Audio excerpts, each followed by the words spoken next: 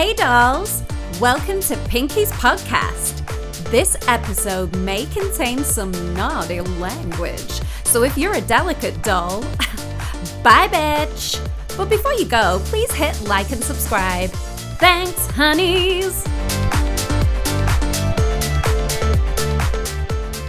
Hello, welcome to Pinkie's podcast. You're back. Thank you so much. So exciting. I've got a fabulous guest today. Don't know about that. Well, Scottish icon. Loves a bit of that. With you every breakfast, weekday breakfast. Keep you going, giving it loudly at a weekend. Here we fucking go. It's George. Oh, so you can swear. Bowie. That's good. Oh yeah, you can swear. You can swear, Great. George. Oh yeah, you can switch that. I was Switch talking on to now. someone about this yesterday. I said I swear quite a bit when I'm with my pals and stuff, but Well, you I'm, switch I'm off at always work. really nervous about swearing at work or with people I don't know. You know. Have you ever Like, dropped an F-bomb though? over a mic? Yeah. Have you I actually? have a couple of times, I think, but I don't do it a lot. I hear a lot of DJs and MCs doing it all the time. And it's something I don't tend to do a lot. Yeah, I was watching something with Alison Hammond the other day, and she said she doesn't know what it is because she swears like a trooper, but when she's When the mic's on live. camera, off. Yeah, I think you need to be really careful, particularly if you're doing radio or if you're doing TV like Alison Yeah. Hammond is. You've got to you can't pick and choose when you swear. You're probably just better not swearing when the mic's on. Have you had to deliver an apology before? No, right. I've been okay. Have I had to apologise to people before? I think I've had to apologise for maybe something I've said to upset somebody. Oh right, okay. That's wanted to sue me if I don't apologise, but not for actually swearing. No. Yeah. Yet, oh gosh, there's always time. Thank Well, fuck it's for not that. going to happen on here. It's not going to happen on here. So I usually start with how we met. Can you actually remember? Because I really had to think about this. Was it when we did the Christmas single? It was. So I thought it was the Halloween thing, but that was after. That was after, yeah. Yeah. So yeah, we had this track. Did the track come to you? I can't even remember. I think maybe me and Paul made it up in Paul's house. Maybe I'll tell you what it was. Did we get John McLaughlin to write a track? Is that what it was? I think he wrote it and then was like wanted somebody crazy to sing it. Yes, that's what it And was. then That's what it was. you were like, "Oh, I know someone." Yes. Um, So we and went into then- Paul's studio because I was doing the Yes. course. That's right. Yeah. At the SAE, which Paul was the tutor on, and you came in. I think maybe to do a talk with the class, or I can't remember. I did come in a few times. We'll come back to that though. We shot a video in there. I'm sure. We shot a did. video We in shot there. the video for Christmas party, and you were in it. Yeah. Doing and my your son was signature in it at a move. very Your young age. son was in He's it. like 14 or something. Moshing He got out. such a slagging off his pals for that, by the way. Because, YouTube was kind of new at the time. Yeah. But the kids were all into it. Yeah. Most people didn't know what it was. Because, how long ago was that? About That was 14 years ago, 2012. Okay, yeah. So, My God. yeah, 12 years ago. 12 years ago. Jesus. So, yeah, it was all kind of fairly new. And he was Yeah. still in high school and all his pals were Well, you can tell 16. him we do our best to keep that off the tinterweb. However, good. the Russians love it. Oh, great to hear. So every other week, it's back on Russian websites. Very interesting. Maybe it's the moshing out that they like. never know It's what it nothing is. to do with me. So yeah, and then I did a gig with you at the Hilton. Yes. That was Cash for Kids. That's right. I think. And I remember that being really chaotic That's right, because that's the the Cash for train Kids was lunch. late. Yeah, because the I can't remember his name now. He was off X Factor or something was there. And Martin Fry from ABC. All right, Yes. okay, with the big gold suits and all that. Yeah, cool. He was a lovely guy, Amazing. Martin Fry, actually. He was so nice. Well, we were talking about this the other day because I was like, "Hi, Martin," and he was like, "Hi, I love your song," and I was like, "Oh, thanks." And then I was like, "Can we have a picture?" And he was like smiling like this, taking a picture. And then I said, "Oh, could you take a picture of my partner, Paul?" And he was like, "Yeah." And he was like, Partner, eh?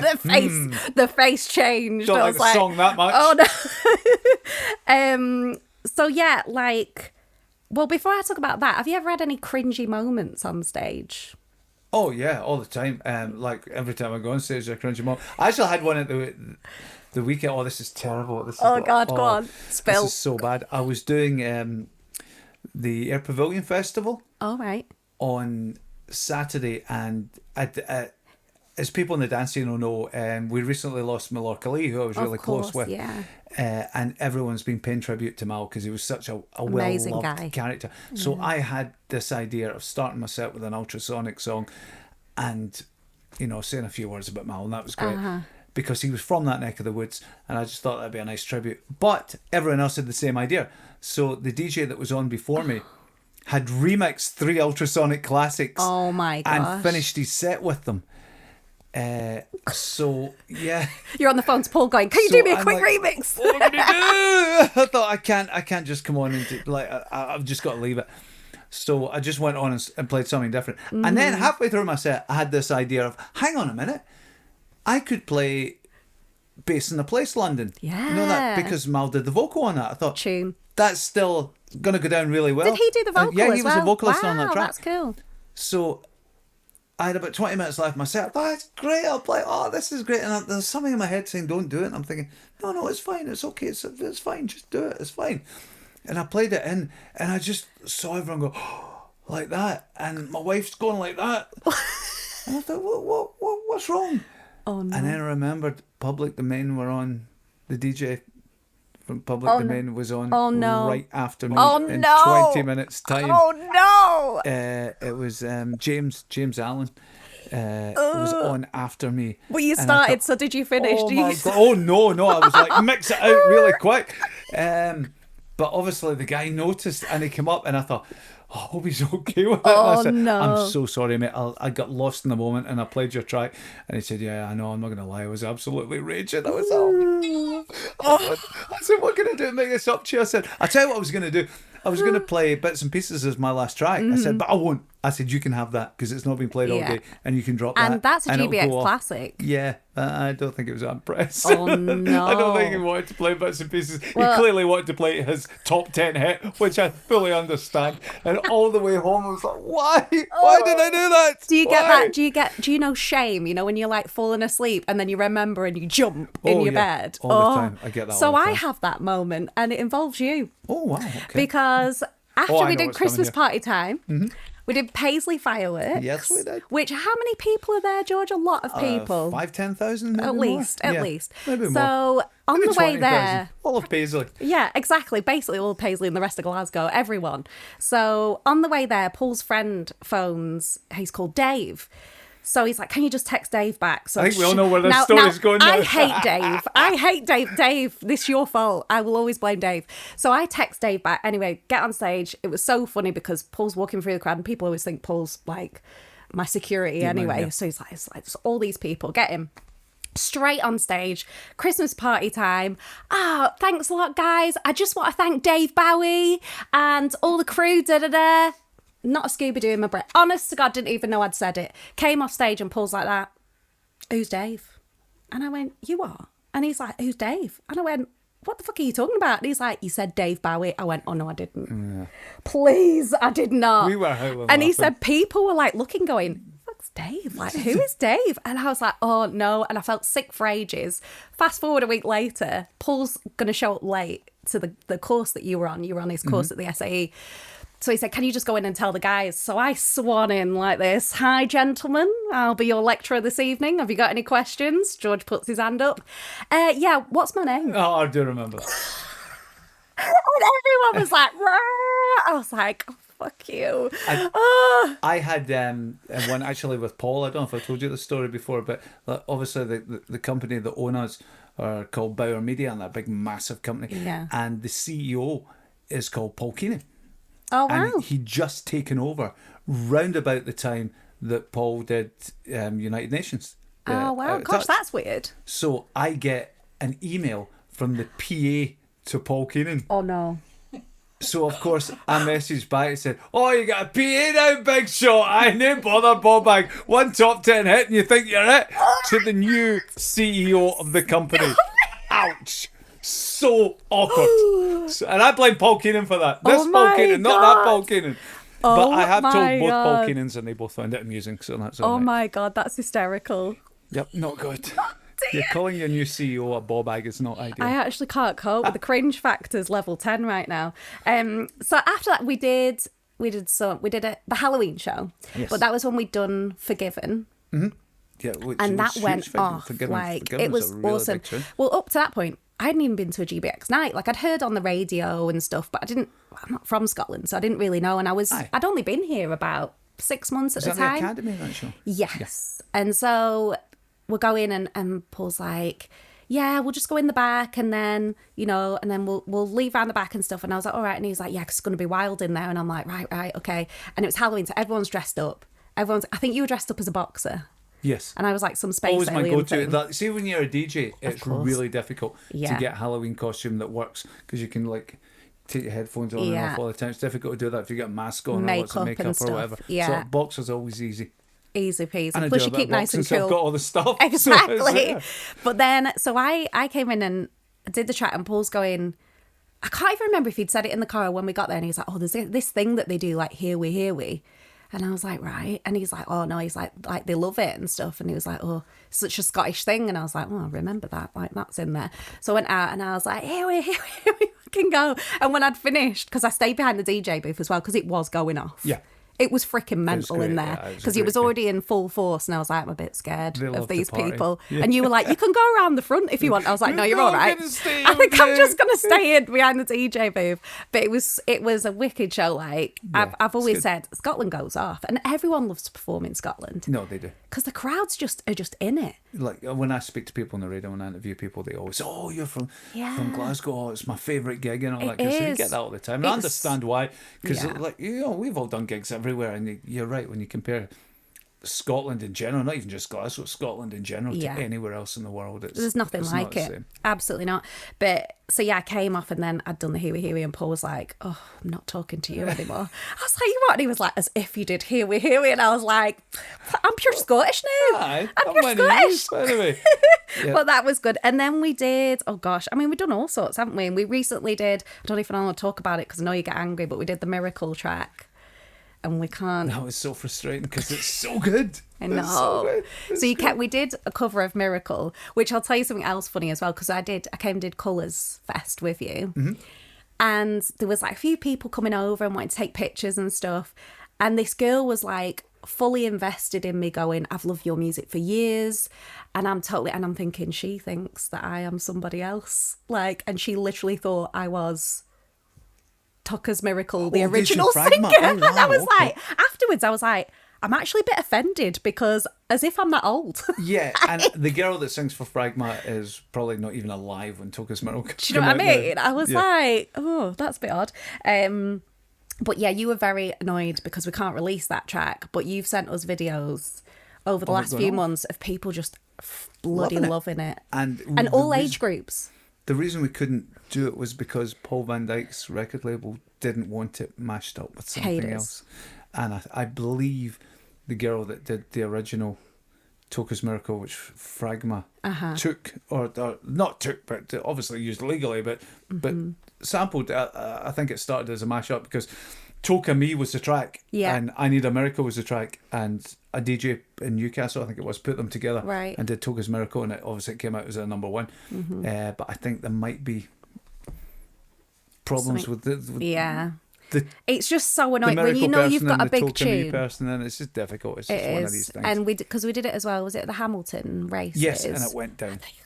A so good. Even the guy who, I don't know, I can't remember who he was. He was like one of the big organisers there or something, or one of the owners. And he was like, that was just amazing. He was loving it. So it was so good. But so obviously we're talking about this, and obviously people in Scotland now, like nationwide, people are going to know about GBX, but it's just getting bigger and bigger. You know, it's crazy, isn't it? It's like we've got two branches of it now, because we've got the normal GBX, but now we've started doing the Generation GBX. Yes, that's on a Sunday, isn't it? Which is the old school thing, on a Sunday, and we're doing events. We do Radisson Red, and like we started doing them, and you know, the first one we did, it took a couple of months, but it sold out, and then the next one sold out in like a couple of weeks. And then the next one sold out in a couple of days. And I think the last one we did sold out in 5 minutes. Wow. And then you get this, and, you know, it is a measure of the success, but it's also very, very annoying where people are scamming it with tickets. Oh, no. So you'll go on Facebook and it's like, you'll announce that the gig sold out, and someone will say, I have 2 tickets to sell. And then you'll click on it and there'll be somebody in Arizona or something like that. Oh my gosh. And You've had this a lot with social media. Yeah, a lot. But this is Be careful, people. Yes, just be careful. Don't. Yeah. don't be buying tickets on social media. And if I say on social media you've won a competition, you haven't. Yeah, it's a lot of rubbish. Unless you're going to do a competition at the end of this. In which case... If it comes from the man's mouth, it's real. He's not AI generated. He's really here. But the best excuse, because they were all given reasons why they couldn't tell us, I can no longer attend it. But somebody decided to go into the extravagant detail of why they can't attend it. I have 2 tickets for sale, no longer to attend, as my husband has just had his leg amputated. What? So I messaged them back because I clicked on it and it was like in Mississippi or something like that. I thought, okay, this is obviously a scam. So I messaged them back and I said, I just double checking, did your husband have his leg amputated today? Because the tickets only went on sale last night. And if he did, I'd probably find a dance event is not for him. Who are these people? This is what you're up against, you know. Isn't it insane? Yeah, I watched a guy who he'd had all his stuff like ripped online and like fake accounts and stuff and all this, what is it, love scams and stuff, and he actually went to investigate it. I think there's a documentary coming out, and he went to like, I can't remember if it's Thailand or somewhere, but there was an office building of scammers. Yeah, fully on the high street. What was that film? Is it The Beekeeper or something? The Jason Statham film, which is all about an office of scammers that scam people, and he goes and takes them down. But that genuinely happens. I mean, we had I get invited all the time onto fake podcasts, and so we'll give you £5,000 to come on the Joe Rogan Experience, but it's like it's a Gmail account. I thought, I'm guessing the people that do we need to pay him $5,000? Yeah, I'm afraid that's the going rate now. Oh my god! Yeah, I thought this was a scam at first. I'm gonna have to set up a GoFundMe for this. This sounds like a scam. So I believe what happened, I don't know if this is true, but I believe what happens is they arrange a meeting with you beforehand on FaceTime or Zoom or whatever, and they probably FaceTime, and that way they get into your computer and they can scan all your details. So they say they're setting up for an interview. So of course Joe Rogan's obviously quite a controversial character. So I messaged him back and I said, I can't believe you're asking me back on. Last time you said I was too controversial for this show. Does this mean the legal action will not be happening? Can I contact my lawyers? So I sent that to them today and I'm just waiting for a reply now. Yeah. I just love playing along with the scammers. That's what Paul does. He loves it. But then I'm thinking, am I playing with fire? Is this just making them angry? You know what I mean? We got to find a way to take me down. You could be like, what's the comedian, Joe Lycett? Because he takes them all on, doesn't he? You could be like the Scottish version. I could watch that. Well, we were doing it on the radio, so what will I put next? But I mean, I've been scammed before. Somebody got into my Twitter and actually took over my Twitter and started posting like obscene comments and like homophobic comments, racist comments, sectarian comments, everything. Oh my God. And it was like in the middle of the night, and apparently it was live on Twitch. So this guy was going on Twitch saying, what do you want me to post next? And people were telling him what to put on and stuff. It was horrendous. And I woke up the next day and I had like 18 missed messages, voice messages. I'm thinking, what's happened? Has somebody died or whatever? And it was all people at the radio station that worked through the night going, oh my God, shut down, close down your Twitter. That is insane. It's been hacked, and it was horrendous. Some of the stuff they were writing was horrible, and they were having to go at disabled people and all that. And I've got a disabled brother, so I took that quite, exactly. Yeah. So I took that quite seriously, you know what I mean? I thought that's just like completely out of order. What are they getting at? I don't understand. They must have really sad little lives. Yeah, and apparently the guy that did it had already been arrested and actually done time for doing this and got out and just started doing it again. It's no way. What? Maybe he didn't work out as an influencer and he thought, this is how I get fame. Yeah, maybe they'll make a documentary about me. That's what we live in now, isn't it? Find a better hobby, mate. I know, isn't it? I'm watching right now. Cringe. I want to help people. It's so cringe. But yeah, so now, because you're on, it's Friday, Saturday and Sunday, is it not? Yeah, the Sundays every 3 weeks. We take turns about on the Sundays. So it's me and Callum Gallagher and Gary Spence. We take turns about. That way it freshens the music up a wee bit as well. You know what I mean? So we're all coming from different backgrounds. Yeah. But it's still, Sunday's all old school. So yeah. So but how did you start? Like, obviously GBX is George Bowie Experience, but how did it start? Like, who came up with the name? Where did it all start? Yeah, it's weird that we were thinking about this the other day because it's 30 years this year that we've been doing it. And it was a guy, Bobby Hayne, he was the boss at Clyde at the time. And Tom Wilson was doing a show on Radio 4 in Edinburgh. Right. And I was a big fan because I just loved that type of music. Yeah. And I felt that it was massive in Glasgow, but we weren't covering it. And I was going to all these events and, you know, Radio 4 were there. And I'm thinking, well, Radio Clyde should be there as well, as it was at the time of Clyde 1 as it is now. And I convinced my boss to let me do it. And he said, "Oh, I've got a great name for it, the GB Experience." Wow, and I okay. thought, yeah, that's actually a really good name, because obviously the GB thing. And then my wife thought, GB Experience is a bit clunky. Why don't we shorten it to GBX? Yeah. And that's what we did. And she Ellen, said, she's iconic. Yeah, she's so good. She's great. So she came up with the whole GBX concept and turned it into a company. I knew it. This is what I was going to come to. She's the boss of the company. She owns is the boss. 51% of the company, and I own 49%. Go on, Ellen. Why did you do that? And she said, because I'm saving yourself from you, yourself, because you will completely blow it and I will not. And I thought, yeah, okay, you're probably right about that. Yeah. Do you know what? That's literally what I was going to come to next. Ellen is like the legend. She is the mastermind, isn't she? She's been with me for 33 years. It was quite a long time. So yeah, if you can do that. I mean, you couldn't do that. She's incredible. Yeah, she's the kind of brains behind it all. I mean, do people know? And you do give her a rough time sometimes. See, with all these prank calls and shit that you do. Have a good laugh. Poor Ellen. Aye. Well, she's just she knows what she's signing up for. She's got to earn that percentage. Exactly. We've been dating since 91, so wow. Yeah, like even before I was doing the radio full time, you know what I mean? That is crazy. Way back. So do you think, I mean, so how long do you think it's going to go on for? Like, my marriage or no. Hopefully till one of us die, but I don't know. Well, basically, are you going to be doing the GBX like when you're like Joe Deacon's age? Do you know what I mean? Oh, poor Joe. It's funny, I was doing sorry, Joe, I don't even know you, but do you know what I mean? I was doing a gig at the weekend, I was saying down in the air, and you were talking about Mark Sherry. He was actually the DJ that was on before me that did the remixes of Mal. Because him and Mal were best of friends, and he was like, we're all devastated by Mal's death, but Mark more than any, he was like broken by it. And he brought his mum and dad along, which I thought was lovely. Aww. His mum and dad were in their 80s, and he's from here. It was a hometown gig. And it was a big festival. That's amazing. And he invited his mum and dad along. And at the end of it, he brought Mal's family up on stage, and he brought his mum and dad up on stage, which was really nice. And Joe Deacon said, "Do you want me to introduce you?" And I was like, "Absolutely." So Mark finished his bit and handed me the mic. I said, "It's lovely that Mark brought his mum and dad, and I'm delighted to say I brought my dad, Joe Deacon, and handed Joe the mic to introduce me." So that was class. I didn't even know that. I didn't even know that. That's too good. I mean, what are you going to just keep going? Yes. Would Lauren or Miley take over? No, Miley would probably love to. Lauren's more into kind of like R&B and techno and what have you. She's not really into GBX. You've got such an eclectic mix in your house. Yeah, Ross is into rock. And, yeah. Because Ross really likes all my old pop punk rock stuff, he loves all that. He loves it. Well, he DJs in the Cat House. Yeah, of course. So that's his thing. But Miley is right into like Clubland and all that, you know what I mean? Yeah. Amazing. So I could see her doing it, but no, I'm going to keep going until I drop. I couldn't not do it. Yeah. I'm not a sit about the house person, you know? No. Yeah, it's just when you hear about people retiring, you think, I can't think of anything worse. Yeah, what are you going to do? How bored would you be? It'd be like COVID every day, just sitting at home watching box sets. And you're not a golfer or anything, I'm not a golfer. No. I'm not really into football or going to football or anything like that. I'll go to the odd Morton game and the odd Scotland game, but that's it.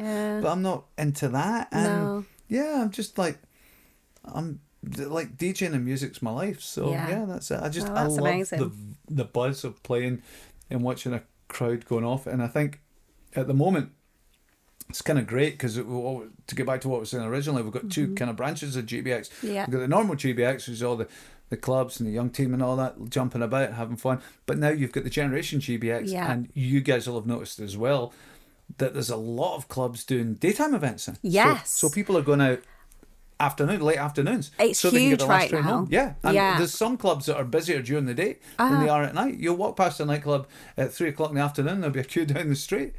And it'll be people of a certain vintage. So people of a certain vintage with cash. They go out and want to enjoy themselves. They leave the phones in their pockets, which is great. They're not filming the DJ. Or the most annoying thing in the world is people that put, and I'm sorry if you're one of these, but please stop.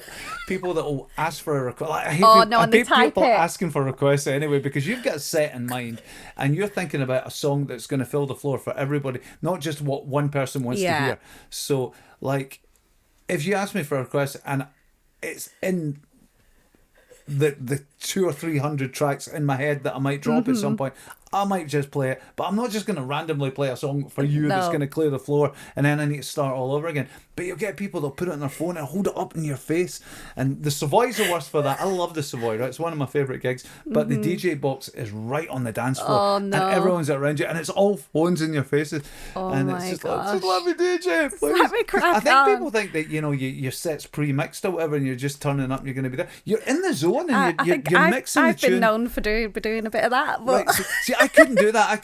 Just because it's my thing. So somebody was asking about AI in the studio, and I mean, Paul's probably the best guy to ask about that, crazy, and it? Saying like, would you use AI in the studio? I thought, I don't know. It's not something I've ever done, but it's for such me, a big it debate sounds now. a bit like using the sync button when you're DJing, and I definitely wouldn't do that. Yeah. So I don't know if I would, but like whenever I DJ, everything's live. The mixing's live, as you'll hear, because I'll mess it up occasionally.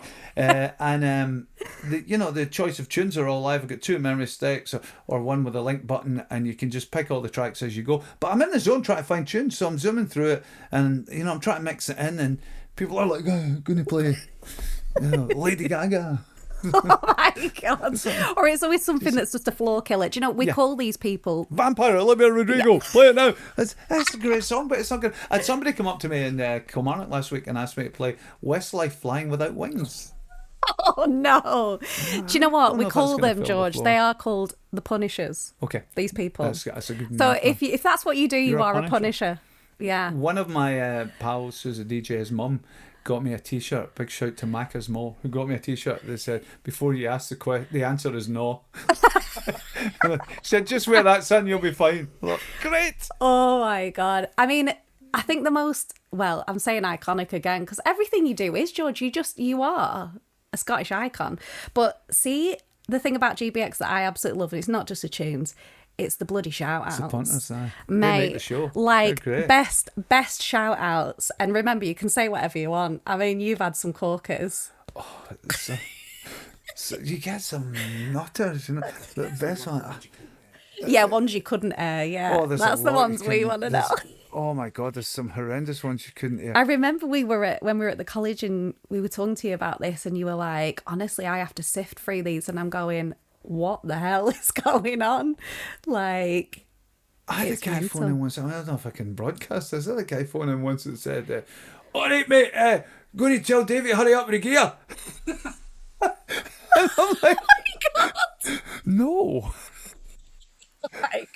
It's like, do you know, and that's one thing I said to Paul. I said, do you know, if you want to call it traction, whatever you want to call it, but I have been noticed more here from doing GBX gigs than I've done anything before. Oh, that's good. It's it's good and it's bad, because I've had some crazy people come up to me, but they're like, oh, you have GBX, and I'm like, eh.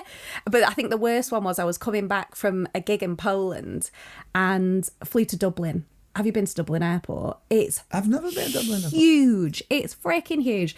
And it was a connection. Oh no, I have been to Dublin Airport. Sorry, I have, because I went via New York. Yes. And it's, I don't know if you've been, but it's bloody massive.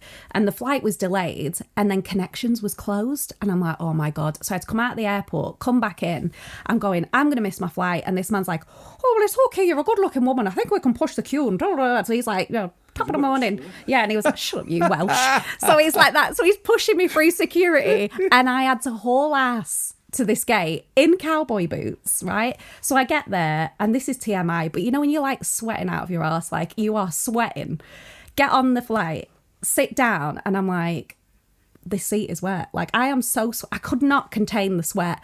And this guy keeps looking, and I'm like, oh, please don't talk to me. So I'm trying to get my headphones out quick, and he goes, oh, you have GBX? And I was like, no, like that. And he's like, you are. I fucking seen you. I seen you at this gig with You George. have got quite a noticeable look. I was like, I know this. I need to get a wig, but I was just like, as if. Like, it's so random. It's good, but though, and the amount of people that you meet, and I'm like, oh yeah, George, and they're like, George Bowie, and I'm like, yeah. They're like, oh, can you get us a shoot out? No, they do. People love a shout. It's crazy. It's really weird because there's 7 lines. And you'll go in and you'll open up the phone lines, and like I think sometimes if it's a quiet night in the football, the guys in Super Scoreboard get pissed off because they're on before me on a Friday night, and then waiting calls coming out. Georgie might there yet. Like, all right, we've got someone here. So God. So you need a whole separate phone line for this. You'll find that, like, all the lines are full, and then as soon as somebody hangs up, a line becomes free, and within 3 seconds it's full again because somebody's just waiting to come in, and it's constant the whole time, and you can't get through them all, and you can't get all the calls away. Honestly, the cutest is the kids, though, isn't it? Kids are great. Oh, they're the best. Kids are great. You get some really sweet kids. And I've been to like kids parties here, where like my friends and the kids parties, and they're all like, can you put on GBX like that? And they're like, oh, Pinkie knows George. Like, see if you can get Rachel a shirt out. And I'm like, oh my God, it literally crosses all ages. It's unreal. It does. It's good from the very young to like people in the 60s, even 70s. You know, you'll get people phoning up and say, "Oh, it's my granny's 70th, going to play Dancing in the Dark for her," or something. You know, she loves bits and pieces. And then there was a video I saw last night of a young girl drumming live to bits and pieces on TikTok, and it looked amazing. I bet I know who that is actually, because there's a girl and she does actually play sax as well. She's really good. Oh, okay, I think this girl's name was Amanda. She was from Port Glasgow, and she was so good. We actually had her on the show this morning because we put an appeal out for her, and she happened to be listening and phoned in. Amazing. Result. Oh, that's so cool. It's great when you see stuff like that. And you've got the anniversary show coming up. Yes, we've got the Clyde One Live thing. No, that's at the Hydro. Oh, is it? The Clyde One Live at the Hydro. So it's 30 years of GBX. 50 years of Clyde One. Right, yeah, Clyde One. The GBX show, we're going to do something for 30 years of GBX at the end of the year, but right now it's about Clyde's 50th birthday party. So I'm opening the show at the Hydro. So I think I'm doing open goal at Hydro the week before it, and then the Clyde 50th the following week. So that'd be quite cool. So nothing major planned at the minute for the anniversary? We're in talks, and we're just trying to get somebody really big. So I've got a wish list that I've sent to the promoter, and I said, get me one of these people. I was going to say, because you haven't asked me yet. So no, but you'll definitely be there. Of course you will. It'll be fine. But there's one that I really want. Well, you know, they probably watch this because I'm so popular. You know, just shout out to him now if you want. So, Cascada, if you're watching, you do the gig. Come on, do it for me, mate. Yeah. You owe me. I don't know who we'll get. But we're going to do Clyde One Live first, which will be great. So I'll be on first, and then I think Tom Walker's on after me, and Texas are on, Callum Beatty. Oh, amazing. Folk like that. Amy McDonald. And you've done the Texas remix with Paul as well? Yep. We did the track with Amy as well back in the day, me and Paul. Yeah, Amy. So we've done a couple for Texas actually, me and Paul. And she's been like really vocal about it's done for her. In interviews she said that it's introduced a whole young audience to Texas's music, which is great. Amazing. And said that every single show they do all over the world, they always walk off stage to the remix of Mr. Hayes. Amazing. So good. Big up Paul. Well, there you go. Big up everyone. I mean, I think we should do a new track. So I was thinking like the 30th anniversary. Mm-hmm. But yeah, maybe we should do like a fan poll or something. See what they would want. What track people would most like a version of. A remix. Yeah. Or one that we can actually release. Yeah. So don't have Paul Van Dyke or Toka's Miracle in there. No, we won't do that. Definitely not. So yeah, we talked about your socials and stuff, obviously the hacking. So just be very careful, everybody. Make sure that it's definitely George. But so with the generations, is there separate profiles? Is it all pushed through GBX, or what are your channels? Yeah, the generation thing, it's all much the same. It's all under the one kind of umbrella. It's just a different part of it, you know what I mean? It's like Generation GBX nights are going to be mostly 90s. There'll be a few naughty songs in there as well, but it'll be mostly 90s.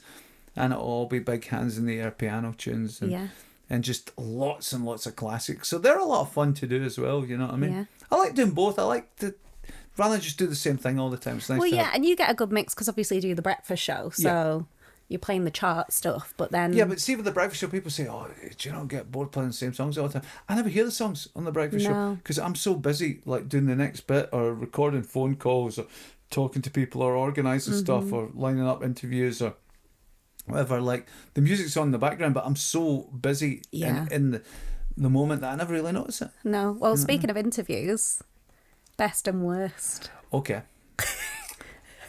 Best is always really difficult. Worst is very easy. Yeah. Well, are you going to name and shame, George? Because I'll definitely get some views if you do that. I've got to be careful because I've been sued before on a podcast.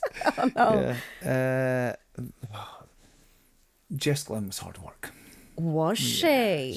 That didn't get on air. That didn't get on. Was that since the comeback or previous? No, previous. Because she's just back, isn't she? Well, she's back every couple of months. When the comeback doesn't work, then it's another comeback. Another comeback.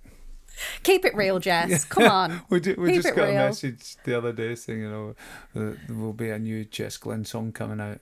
It's a big comeback. And I think, I'm sure I got a similar one about 3 months ago. And so I think it was about 3 months before that. But she was just really rude. Not so, even just to me, but to the other people that were on like Cassie, who does the breakfast show with me. Yeah. She's really rude to her as well. And just really nasty. And with no need to be. It's There's just no need. We were trying to be as pleasant as possible, trying to promote your new single. And she came on and... I was talking about Transmit because she was doing Transmit. I said, obviously, we're all excited to see you at Transmit. I love your tunes and what you're going to do. I mean, you're going to do the Clean Bandit stuff. She did a lot of collaborations. Oh, yeah. It wasn't just Clean Bandit. What was the other one she did? There was another really big one she did. I can't remember. There was a few because she was a session musician. And she said, what do you think? I'm just going to sit here and go through my set list with you. I thought, this is good. Sorry, it's an interview. Yeah, what shall I ask you? Then I can't remember. I saw something else and I got a similar response. Oh, God. And at this point, I realised the interview wasn't going to go out. I thought, right, it's so cringe, isn't it? Let's do this. Let's just have some fun. So I looked at Cassie and she knows me well enough, so she's like, okay. She's like, hand on the trigger. I'm in. And I was like, so Jess, let me ask you. I said, hey, you ever on a Jet 2 flight and hear that song, do you ever go, oh, we should just shut the fuck up? And and everyone else stood there like, going, oh. And she went, totally over her head, she went, I wouldn't fly Jet 2. Oh, and, God. So Cassie jumps in at this point and went, well, I'm actually flying Jet 2 at the weekend. I'm going to see my mum in Spain. Cassie's like, that might get a free trip now. Yeah. And she thanks very much for telling me where you're going on holiday like that. And I said, I'm actually going to Ibiza. I quite like that. Oh my God. And it's just like, it was horrendous. It was so awkward, but funny. Because I think if I was a young guy starting out, I'd be really intimidated. But I'm at that age where I just don't care now. You know what I mean? If the interview goes well, it's a great thing. If it goes badly, no one's going to know unless I bring it up on a podcast. They're just showing themselves up though, aren't they? But do you know what I mean? It's not going to go out on air. And I actually did want to put it out on air. And I was going to put it out on air. And then a couple of days later, she was meant to support the Spice Girls, I think, and she pulled out of the gig. Oh, and right. she was saying she was having problems, and I thought, if the lassie's having problems, I don't want make things any worse for her. I'll just leave it. But she's making it worse for herself, you know what I mean? It's like it doesn't cost anything to be nice, does it? And see, when you're in this business, you and me both know, if you're having a shit day, you turn it on. Exactly. You just go for it. You just gotta. That's showbiz, honey. That's the way it works. And we've all been there. And particularly when you do a daily radio show, everything's not going to be sunshine and lollipops every day, you know what I mean? I think the worst one ever was when me and Daz went to Poland for a New Year show, and he was dicking about at Manchester Airport, and I just knew there was going to be an issue. And when we got there, my luggage didn't arrive. And I was like, this is the biggest show of my life. I mean, it was like 500,000 people. It was like bigger than Glastonbury. A bit like my records are not turning up in Ibiza or something. It was horrendous. I had nothing. I literally had what I had on my body. And the funny bit was when I said to them at the airport, I was like, my luggage hasn't come. They were like, oh yes, why are you here? I said, I'm doing this big show. And they were like, oh, same thing happened last year to Boney M. I was like, I don't give a shit about Boney M. I want my bloody suitcase. So I'm in the taxi and I was crying. I was just like, I can't believe it. It took me like 3 months to get my outfit together. We get out of the car and I kid you not, the news camera full in my face. I've got like streaks in my makeup. I've got no makeup to sort my face out, and it's just like, turn it on, here's the news. Oh, we're so excited for the show. Oh, we just can't wait. I could have been like that, don't talk to me. Do you know? Like when you look. I'm so excited. Like stained face. Pinkie, don't go for the makeup. But it's like there's just no need. You've just got to go for it, you know what I mean? It's crazy, isn't it? Bad days. It's crazy. What's next? I mean, what else? Where can we take GBX? I have got an idea. Know. Okay, that's good. I'm always open to fresh ideas. Got an idea. Okay. I mean, we were going to do, so we did kind of start during lockdown. I feel like lockdown comes up in every single podcast. Yeah. It was a big part of everybody's life. It was. Not a good part. It was a terrible part of everybody's life. I mean, for me personally, it was a horrendous thing, and I hate it ever to happen again. But we just kind of got on with it. Yeah. And I found that, you know, my profile kind of went through the roof during lockdown because I was doing gigs in my balcony and people weren't allowed into nightclubs. So the only access to a nightclub you had was me on the radio every Friday and Saturday night. So we would do it live on Facebook and stuff like that. Amazing. And it just kind of like, my profile really grew during lockdown. It was very, very weird. It was a strange time because I felt kind of bad about that. I feel like we're kind of using this to our advantage here. People wanted it. People needed the escape. Yeah, people needed something. And that was my argument there. You know, people say, "Oh, you shouldn't be going into the radio station.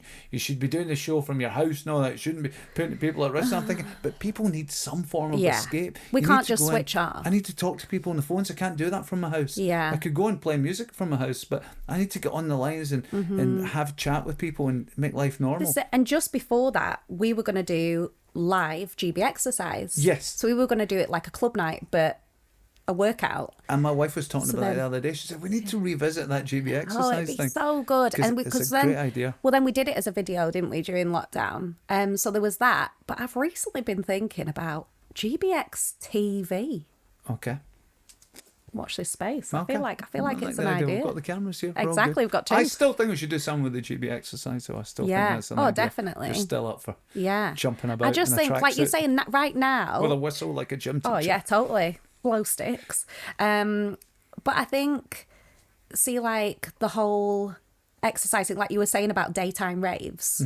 People want entertainment now. Yeah, they do. They just want to go out. Yeah. And do you know what I mean? And that's why you as well, you are so popular, is because you give a show. Do you know what I mean? It's not just pressing a button. Yeah, here's something I prepared earlier.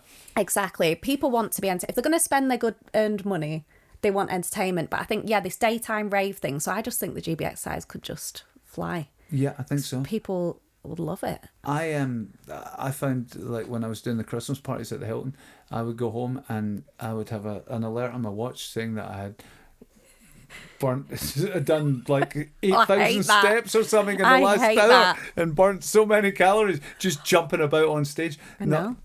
Not even realise I was doing it, you know what I mean? Yeah. I thought, that's more than I've worked out all week. No. You know what I mean? That's what I'm saying. These a 90-minute gig at the Hilton. That's it. And I think the music takes you out of it. It's like whenever, because obviously I do fitness classes and stuff as well, but it's like I crank my music up so loud, but it takes people out. Like they're not thinking about anything else. They're just enjoying it. They're just letting us out. And I think if anywhere people can let themselves go, it's Glasgow. Yes. It'll just go definitely, off. Definitely. Be so good. It'll be a here we go. Here we. Totally.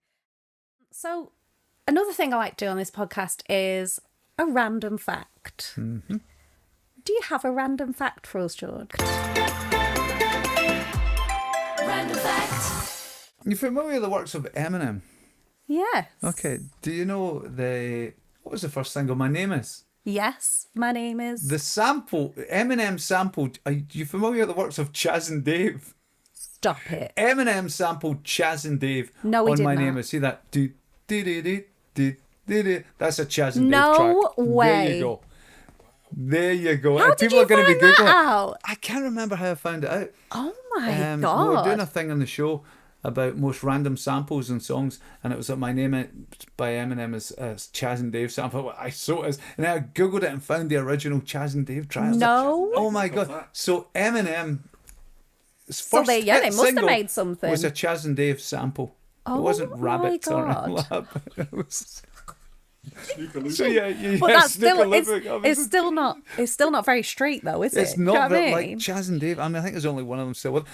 Speaking of Chaz, I was going to say, are they still alive? I did. I used to live in Cabarcon, and there was a pub up the road from me, the Howwood Inn, and Davy Hutton, the guy that owned it, who does those sold commercials on the radio. Oh yeah.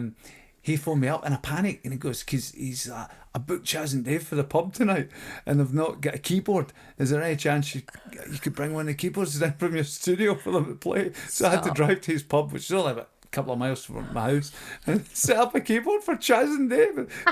And there was an effect on it because we've been doing some trying. I couldn't get the effect off, and that's it. And they're arguing over it, and the one said, "Nah, Mark, I can still hear the effect. Nah, Mark, it's fucking crispy." It's like Chaz and Dave standing arguing over my keyboard. I thought, this is as good as life gets. I didn't at that point know that they'd been sampled by Eminem. I wish I had, because I could ask them about it. You'd think they'd be shouting about that. Yeah, maybe there's maybe they're under an NDA. Maybe they don't even know who Eminem is. You know what I mean? They just keep getting this money every month, and they're like, "Oh, what's that for? We're that good." That's mental. Yeah, that's my great fact that Eminem sampled Chaz and Dave on My Name Is. That is so mad. Oh, we didn't get your best interview. Oh no, we didn't get my best interview. Who was my best interview? Me. Obviously, this streets ahead of anything I've ever done. But out with here. Who's the best person I've interviewed? Do you know? I think George Michael. And I'll tell you why. That is the weirdest thing, but I'll tell you in a minute. Go on. So I went down to London and I was interviewing George Michael, and there was other radio stations doing it. So what happens is he comes into town, they book a hotel, George sits for a day and talks to maybe 10 radio stations or TV stations or whatever. Yeah. So there's maybe 10 interviews. And the plan was we're going to do an hour-long special, so we got 20 minutes with George Michael. And I was a huge George Michael fan. Still am. I think the guy's a genius. Too. So very excited about that. So much I want to ask him. And I turned up, and the guy from the record company was kind of like grey-faced, and he was like, "Mate, I don't know how to tell you this, but George is having a bad day. The interviews aren't going well, and he just wants to go, and you're last, and I know you might get 20 minutes, but I'll hopefully get you 10, but it might only be 5. Oh, no. I think I'm doing an hour-long special. How can we do this? No. And he said, "I'm sorry, mate." He said, he said, "George will give me a hand signal when he wants me to wrap it up. And I'll tap me on the shoulder, and that'll be it." And I was like, "Oh, all right, okay, well, still we've got something." So we went in, and George was quite glum-faced. And I introduced myself, and we got talking before the interview started. And I said, "Oh, I remember." He said, "So you're from Glasgow?" And I said, "Obviously you know Glasgow well." I said, "I know you've played there many times. I went to see you when you were in Wham, when you played the Apollo in Glasgow. Remember the stage?" He said, "Oh my God, that stage, it was like 40 feet up." I said, "Yeah, I think Alice Cooper or somebody famously fell off it." He said, "Oh, imagine falling off that." And he just like that. So then when we started the interview, it was just buzzing. Like we felt we were pals talking, and it just after about 50 minutes, I'm like, I've really got to wrap this up because I've got a flight to catch. And we just realised, it's been a pleasure speaking to you. He shook my hand, and he was just so lovely. And I thought, this is my hero here. You know what I mean? It's great. So the next day, the record company phoned me up and said, "Oh, George was buzzing about that chat you had yesterday." And he said you were talking about, how you were DJing. I was saying, "Yeah, you do lots of gigs." He said, "Do you think you would like to support me at Hampden?" So he played Hampden, and I got to support him, which was amazing. That's so iconic. Cool. Yeah, that's amazing. He invited me along, and what a guy! But you know what? Just didn't you forget hear so many people. Great stories about him after he died. It's like, I know, he did all these wonderful things, and he didn't want to talk about it, and he just like kept it under the radar and stuff. And then all these stories come out about all the great things he'd done, all the people he'd helped, and I have been majorly obsessed with him practically my whole life, him and Prince and David Bowie, but especially George. And recently we went to see a guy called Rob Lamberti, who's like the George Michael tribute. And he actually was hired by George's label a couple of times to do like appearances and things, because he really does look like him too, and his voice is just everything. And I found out about him during lockdown. I saw a video and I was like, who? I instantly started crying, because I was like, is he still alive? Like, what is going on? And it was a friend of mine who'd been seeing him in some small bar in Lytham. And she was like, yeah, he's incredible. I waited nearly 6 years to go and see this man. And we went to see him a couple of weeks ago at the Barrowlands. Every bit as good as you thought? Oh, my. And he's just incredible. Every movement, just his voice, like every scent of it is just spot on. But since then, like, I am not joking. Every day I get a George reference. Every single day. Maybe this is a sign. Maybe I need to do a George cover. Yeah, George is winking down at you. Do you know what I mean? I feel like we would have been bezies. What a legend. Yeah. I'm so glad to hear that, because you hear about it and you think, oh no. Yeah, you think it's going to be pretty bad. Yeah, but then he's probably had like awful people interviewing, because let's be honest, you'll know this yourself in the industry as well. There'll be some people doing the interviewing that aren't that kind. There'll be some people that are really nervous as well. You know what I mean? So it can end up being awkward. I had somebody interview me, turned up once, and he went, I'm really sorry, I've forgotten the questions. I said, it's all right, mate. I said, we'll basket, it's fine. I said, I'll help you get through it. And he's like, okay. So... Oh, no. I said, well, let's just roll the tape and see what happens. So normally people always ask me, how did you get into the industry in the first place? If you want to talk about radio, how did you get started? I said, I can give you a good few minutes on that. Okay. Oh, dear God. Oh, God.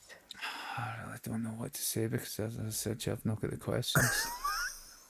I said, should we just leave it and maybe reschedule? Oh, my God. Well, I hope this has been more comfortable. Although you are sitting on a zebra stripe stiletto chair with a lips cushion for people that aren't watching this, just listening. Do you feel comfortable, George, I feel very comfortable. I get back pains in the middle of the night. I'll phone you up. I should go to the chiropractor tonight. Every 2 months I go and get a wee work over. The boxing takes it out of you. You'd be sitting on a stiletto chair, so he's like, gotta book the chiro. So I'm all good. Yeah, Love couldn't it. have picked a better time to do it, but it's been fun. Thanks for having me. Oh, well, thank you so much. Let's hook up soon and get some tunes Love together. It.